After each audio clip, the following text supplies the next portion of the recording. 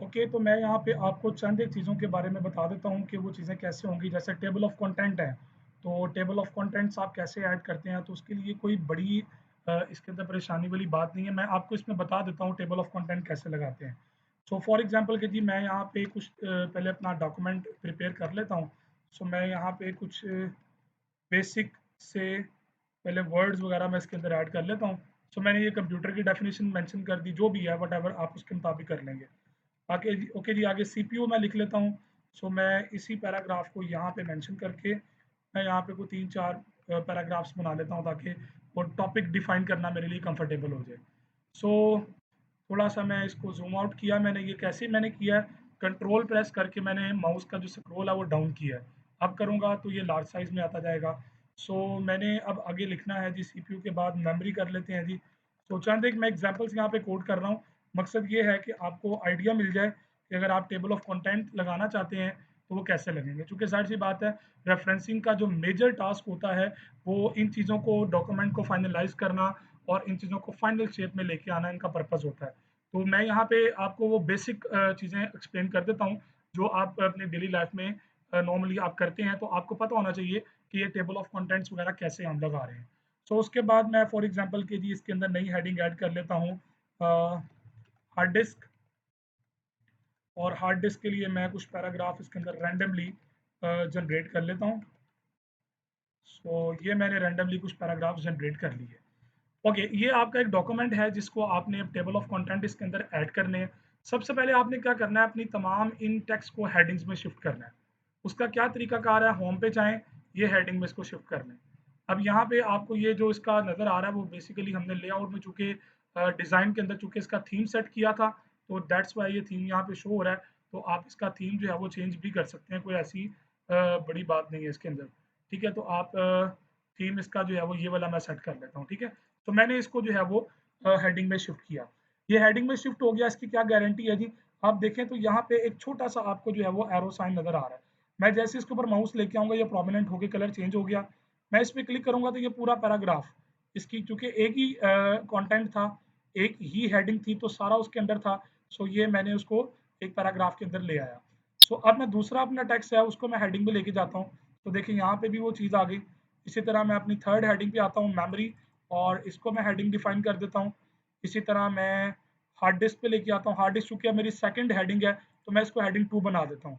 सो देखिए, मैं जिस वक़्त मेमोरी को हाइड करूँगा, तो इसके अंदर दूसरी मेमोरी भी हाइड हो जाएगी। ठीक है ना? तो चूँकि मेमोरी के अंदर सब हेडिंग हार्ड हार्ड डिस्क है। ठीक है? तो ये मैंने अब हेडिंग्स अपनी डिफाइन कर ली। अब हेडिंग डिफाइन करने के बाद अब मुझे यहाँ पे टेबल ऑफ कंटेंट्स ऐड करने के लिए पहले ब्लैंक पेज रिक्वायर्ड है। कंट्रोल एंटर आप प्रेस करेंगे तो आपको ब्लैंक पेज यहाँ पे एक जनरेट कर देगा। सो ये मैं अगर स्क्रॉल करके इसको डाउन कर लूँ, यहाँ से लेआउट के अंदर आप जाएँ तो आप यहाँ से ब्रेक भी कर सकते थे, पेज ब्रेक, ठीक है, ये भी आप कर सकते हैं। सो आप चाहें तो इसको यहाँ से पेज ब्रेक करके नेक्स्ट पेज पे भी लेके जा सकते हैं। ओके जी, तो यहाँ पे अब हमने करना ये है कि अब हमने टेबल ऑफ कंटेंट्स अपने ऐड करने हैं। सो टेबल ऑफ कंटेंट ऐड करने के लिए आप जाएंगे रेफरेंसेस पे।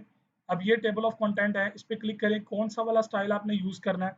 सो मैं यहाँ से हेडिंग 1 वाला ये सिंपल ये यूज़ कर लेता हूँ, ऑटोमेटिक टेबल 1 यूज़ करता हूँ। सो देखिए, मैंने जो हेडिंग्स वहाँ पे मेंशन की थी वो एज इट इज़ यहाँ पे आ चुकी हैं। सो एक मेरी हेडिंग कंप्यूटर थी, एक मेरी सीपीयू है, एक मेमोरी, और मेमोरी के अंडर हार्ड डिस्क है। अब मैं करता ये हूँ कि मैं कंप्यूटर के आगे ना कुछ पैराग्राफ्स और ऐड कर देता हूँ, आपको दिखाने के लिए कि अगर पेज नंबर बढ़ जाता है तो उससे, ये मैंने अपडेट किया ना, मैंने कंप्यूटर की हेडिंग को कोई सफ़ों पे ले गया ज़्यादा। अब सीपीयू की हेडिंग जो मेरी है वो पेज नंबर 9 पे शिफ्ट हो गई है।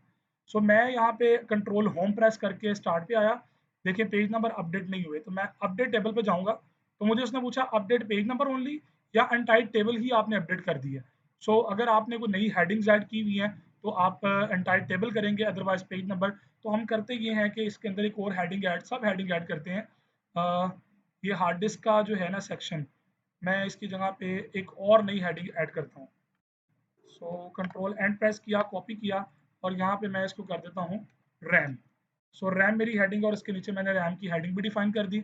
अब मैं इस रैम को भी हेडिंग 2 के अंदर लेके जाता हूँ। सो रैम को भी मैं हेडिंग 2 में लेके आता हूँ, होम पे गया, सो यहाँ पे हेडिंग मैंने 2 में शिफ्ट कर दिया। तो ये मेरी हेडिंग 2 आ गई। अब मैं आता हूँ कंट्रोल होम प्रेस करके अपने वापस मेन पेज पे, तो यहाँ पे अब टेबल ऑफ कंटेंट मैंने अपडेट किया है, मैं सिंपली अपडेट करूँगा, एंटायर टेबल पे क्लिक किया मैंने। ओके, सो देखिए मेरा वो हेडिंग भी ऐड हो गई और पेज नंबर्स भी अपडेट हो गए। अब इसी तरह आप डॉक्यूमेंट के अंदर जितना भी काम करते हैं वो आप करते जाएंगे। अब अपनी फॉर्मेटिंग्स वगैरह आप उसके मुताबिक अगर आप करना चाहते हैं, जैसे फॉर एग्जांपल ये मैंने सारा डॉक्यूमेंट सेलेक्ट किया, अब मैं सारे डॉक्यूमेंट को टाइम्स न्यू रोमन पे ले गया और सबके साइज को मैंने 13 कर दिया। अब मैंने ये सारी हेडिंग्स इसके अंदर सेटिंग्स वगैरह अप्लाई कर दी। अब ये मैं अपने डॉक्यूमेंट के स्टार्ट पे आता हूँ, कंट्रोल होम प्रेस करके मैं आया, सबका स्टाइल साइज सेम रहा।